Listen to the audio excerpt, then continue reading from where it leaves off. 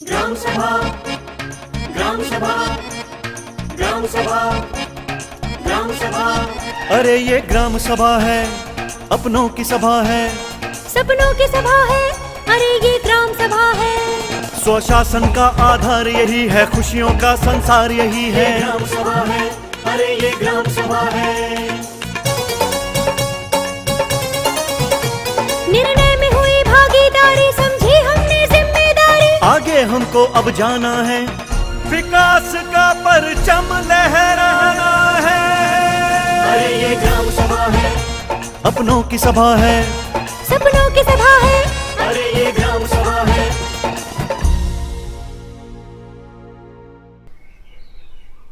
ग्रामीण भाइयों बहनों को मेरा नमस्कार। पंचायती राज व्यवस्था एक ऐसी व्यवस्था है जिसमें सत्ता का विकेंद्रीकरण किया गया है। ग्राम पंचायतों के जरिए आम आदमी भी सत्ता में भागीदार हो सकता है और हो रहा है। वैसे भारतीय समाज में पंचायतों का इतिहास बहुत पुराना है। वैदिक, महाभारत, रामायण, मुगल और ब्रिटिश काल में अलग अलग रूपों में पंचायतें मौजूद रही हैं। लेकिन वास्तव में संविधान के 73वें संशोधन ने शासन की प्रक्रिया में आम लोगों की भागीदारी को सुनिश्चित किया। इस संशोधन के तहत पंचायतों का ग्राम पंचायत व अन्य स्तर पर गठन किया गया और सभी स्तरों पर सदस्यों का प्रत्यक्ष चुनाव भी सुनिश्चित किया गया। यानी ग्राम सभा को पंचायती राज व्यवस्था की बुनियाद बताया गया है। लेकिन ग्राम सभा क्या है, कौन लोग इसके सदस्य होते हैं और इसकी बैठकों का आयोजन किस तरह किया जाता है? एक आम सभा है ग्राम सभा। ग्राम पंचायत क्षेत्र में रहने वाला हर वो व्यक्ति जिसका नाम मतदाता सूची में है, ग्राम सभा का सदस्य होता है। ग्राम सभा के फैसलों की बुनियाद ग्राम सभा के सदस्यों की स्वीकृति या अस्वीकृति पर ही निर्भर होती है। संविधान संशोधन के अनुच्छेद 243A में साफ तौर पर कहा गया है, ग्राम सभा अपने स्तर पर ऐसी शक्तियों का प्रयोग और ऐसे कार्यों का निर्वाह कर सकेगी जो राज्य के विधानमंडल द्वारा उपबंधित यानी तय किए जाएंगे। यानी ग्राम सभा को कितने कार्य व शक्ति प्रदान की जाए, ये राज्य विधानमंडल की इच्छा पर निर्भर है। दोस्तों, ग्राम सभा के वित्त वर्ष में कम से कम 4 बैठकें होनी चाहिए, यानी हर तिमाही में 1 बैठक। आप सोच रहे होंगे कि इन बैठकों की सूचना आम लोगों तक कैसे पहुंचती है, तो आइए खुद ही देख लीजिए। सुनो सुनो सुनो, सभी ग्रामवासियों को सूचित किया जाता है कि रविवार को पंचायत घर में ग्राम सभा की बैठक होने जा रही है। सभी भाई बहन बैठक में अवश्य हिस्सा लें।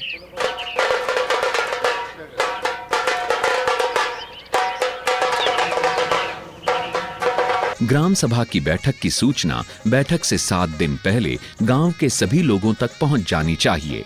ये सूचना डुगडुगी बजाकर, लाउडस्पीकर से और ग्राम पंचायत कार्यालय के सूचना पट पर नोटिस चिपकाकर, सार्वजनिक स्थलों पर नोटिस चिपकाकर, स्व सहायता समूहों के जरिए या अन्य माध्यमों से आम जनता को दी जाती है। लगता है कोरम पूरा हो गया है। कोरम पूरा हो जाने पर ही ग्राम सभा की कार्यवाही शुरू की जाती है। कोरम का मतलब है कम से कम 10% सदस्यों की उपस्थिति। इनमें अनुसूचित जाति, पिछड़ा वर्ग, विकलांग और महिलाओं की उपस्थिति भी बहुत जरूरी है। सरकारी महकमे के कर्मचारी जैसे अध्यापक, ANM दीदी, आंगनवाड़ी कार्यकर्ता और कृषि पर्यवेक्षक भी बैठक में भाग ले रहे हैं। पंचायती राज मंत्रालय ने ग्राम सभा की हर बैठक की वीडियोग्राफी की भी सिफारिश की है ताकि इनमें उठाए जाने वाले संवेदनशील और विवादास्पद मुद्दों की रिकॉर्डिंग मौजूद रहे। ग्राम सभा की बैठक की अध्यक्षता सरपंच यानी मुखिया करता है। तो चलिए देखते हैं कि ग्राम सभा की बैठक में क्या क्या और कैसे कैसे होता है। ग्राम सभा की बैठक में पिछले साल का लेखा जोखा, प्रशासनिक रिपोर्ट, चालू वर्ष के विकास कार्यों की जानकारी, कार्यक्रमों के प्रस्ताव और वार्ड से प्राप्त प्रस्तावों पर विचार विमर्श किया जाना चाहिए। वित्त वर्ष में किए गए कार्यों का विवरण, अगले वर्ष की योजनाओं के प्रस्ताव और प्रस्तावित करों पर विचार विमर्श व चर्चा की जानी चाहिए। ग्राम सभा की बैठक में पिछला जो लेखा जोखा है वो आप सबको समझाई दिया है और आगे विकास कार्य जो होंगे उनके बारे में सोचेंगे और जो भाई अगर कोई सलाह देना चाहे विकास के बारे में उस पर विचार करेंगे। हाँ बोलिए बोलिए बोलिए बोलिए। गांव में पानी की बहुत समस्या है जी। पहले हैंडपंप लगाया वो खराब हो चुका, अब नया लगना चाहिए। हाँ जी सरपंच साहब, पानी की बड़ी गहरी समस्या है। हमारे नल हैंडपंप जो है वे सही किए जाएं, जिससे गांव पानी की व्यवस्था का समाधान हो सके। सरपंच जी, महिला शौचालय तो बनवाओ और उसके ऊपर ना पानी की टंकी भी रखवाओ। पानी की व्यवस्था तो है नहीं, तो महिला शौचालय कैसे जाएंगी, बताओ आप ही। सरपंच जी, स्कूल का गेट टूटा हुआ है, उसको ठीक कराएं और स्कूल में 2 नए कमरे बनवाने की कृपा करें। बिल्कुल करवाएंगे भाई। सेक्रेटरी साहब नोट करो ये बात। और भाई और कोई समस्या हो तो बताओ गांव के लिए। तो दोस्तों, ग्राम सभा ही वो मंच है जहां आप अपनी समस्याओं का हल और विकास के रास्ते ढूंढ सकते हैं। ग्राम सभाओं में गांव के लोगों के जीवन स्तर को बेहतर बनाने से जुड़े तमाम मुद्दे उठाए जाते हैं। पीने का स्वच्छ पानी, निकासी की व्यवस्था, सामाजिक सुरक्षा, गांव में साफ सफाई का बंदोबस्त, शौचालयों का निर्माण और महिलाओं से जुड़े मुद्दे, पौष्टिकता और स्वास्थ्य से जुड़े मुद्दे, प्राथमिक शिक्षा, कृषि, रोजगार और टीकाकरण से जुड़े मुद्दे इसी मंच पर उठाए जाते हैं और गांवों में होने वाले बदलाव ये बता रहे हैं कि ग्राम सभा ही गांव के लोगों की आशाओं और उम्मीदों पर खरी उतर रही है और इससे पंचायतों की जवाबदेही बढ़ रही है। दोस्तों, ग्राम सभा का काम केवल मुद्दे उठाना, योजनाएं बनाना और उन्हें लागू करवाने तक ही सीमित नहीं है। योजनाओं का लाभ किन्हें मिलेगा, इसका फैसला भी ग्राम सभा ही करती है। ग्राम सभा के सदस्यों मनरेगा और इंदिरा आवास योजना के लाभार्थियों की सूची वार्ड सभाओं ने हमारे पास भेज दी है और इसमें मुझे कोई कमी नज़र नहीं आ रही है। क्यों सरपंच साहब? बिल्कुल ठीक बात है। फिर भी अगर किसी भाई ने कोई बात और रखनी है तो रख सकते हो। सरपंच साहब, पिछली साल मेरा बीपीएल लिस्ट में नाम था और अब की बार मैं इंदिरा आवास योजना के तहत मकान बनाना चाहता हूं। क्या अब की बार मेरा इस लिस्ट में नाम आ सकता है? सरपंच जी, मुझे मनरेगा के तहत कुछ काम मिल सकता है। मेरे घर के हालात तो आप जानते हो, मेरे घर की हालात बहुत ख़राब है। मेरे घर में बहुत लोग बीमार पड़े हैं, कुछ काम मिल जाएगा? ये तो ग्राम सभा तय करेगी। और आप सब लोग बताइए, इन दोनों को लाभार्थी सूची में नाम दर्ज कर दिया जाए? हाथ खड़े करके बताइए। आप सब लोग राजी हैं तो मैं इन दोनों के नाम इस सूची में लिख लेता हूं। एक का नाम गोपाल है और एक है तेजराम।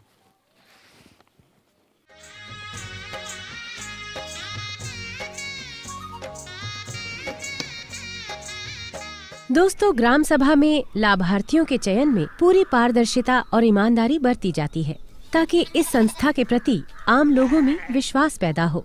और ग्राम सभा ही सोशल ऑडिट यानी सामाजिक अंकेक्षण का काम भी करती है।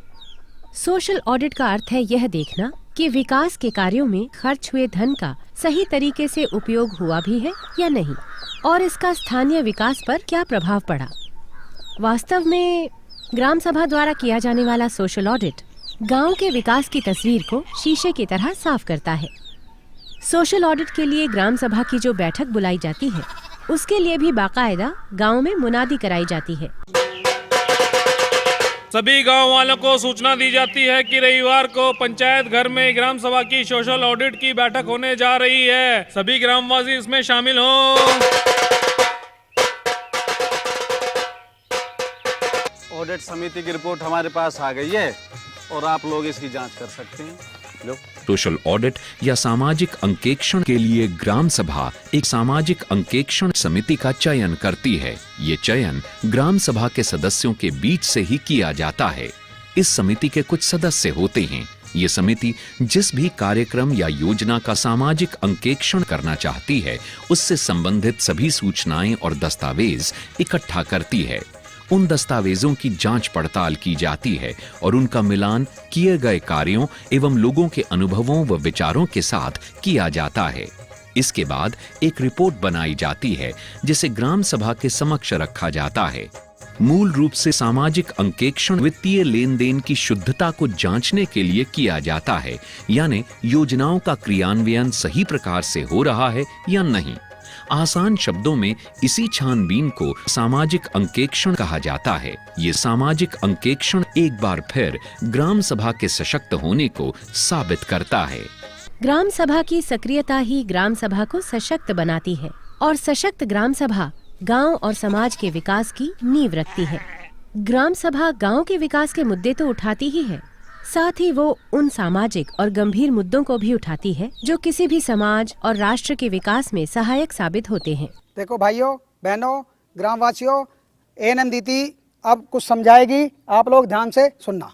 ग्रामवासियों में देख रही हूँ कि गांव की महिलाएं टीकाकरण को अनदेखा कर रही हैं। इसका परिणाम यह है कि वे अपने बच्चों के स्वास्थ्य के साथ खिलवाड़ कर रही है। यह एक गंभीर मामला है। मैं चाहती हूँ प्रसव के दौरान गर्भवती कोई मौत के मुंह में न जाए। मैं चाहती हूँ कि वे अपने स्वास्थ्य का ध्यान रखें। मुझे आशा है कि वे अपने स्वास्थ्य का ध्यान रखेंगी और अपने बच्चे का टीकाकरण कराने के लिए स्वयं आगे आएंगी। दोस्तों, ग्राम सभा ही वो मंच है जहां आप लैंगिक समानता और कन्या भ्रूण हत्या जैसे मुद्दों को उठा सकते हैं। इसके अलावा भी ग्राम सभा की बैठकों में अनेक संवेदनशील मुद्दों पर चर्चा की जानी चाहिए। पंचायती राज मंत्रालय ने अनेक ऐसे मुद्दे सुझाए हैं जिन पर ग्राम सभा की बैठकों में न केवल चर्चा की जानी चाहिए बल्कि इन मुद्दों को हल करने का भी अपने स्तर पर प्रयास किया जाना चाहिए। ग्रामीण लोगों के जीवन स्तर को बेहतर बनाना, विकास के दीर्घकालीन लक्ष्य क्या हों, कैसे युवा वर्ग को नशे जैसी प्रवृत्तियों से दूर रखा जा सकता है, इन पर ग्राम सभा की बैठकों में चर्चा होनी चाहिए। साथ ही कृषि की नई किस्में, सिंचाई की नई नई तकनीकें, आय बढ़ाने के नए नए अवसरों, सूखे और बाढ़ के प्रबंधन में ग्रामवासियों की क्या भूमिका हो सकती है, इन पर भी ग्राम सभा की बैठकों में चर्चा जरूरी है। ये ग्राम सभा ही है जहां बुनियादी ढांचे के विकास और जल संरक्षण जैसे मुद्दों को उठाया जा सकता है और इन समस्याओं के समाधान के रास्ते तलाशे जा सकते हैं। बहुत सी ऐसी ग्राम सभाएं हैं जिन्होंने न केवल इन गंभीर मुद्दों को उठाया है बल्कि उन पर काम भी किया है और इसके सुखद परिणाम भी देखने में आए हैं। दोस्तों, पंचायती राज मंत्रालय द्वारा उत्कृष्ट कार्य करने पर कुछ चुनी गई पंचायतों को प्रोत्साहन देने के लिए हर साल उन्हें राष्ट्रीय गौरव ग्राम सभा पुरस्कार दिया जाता है।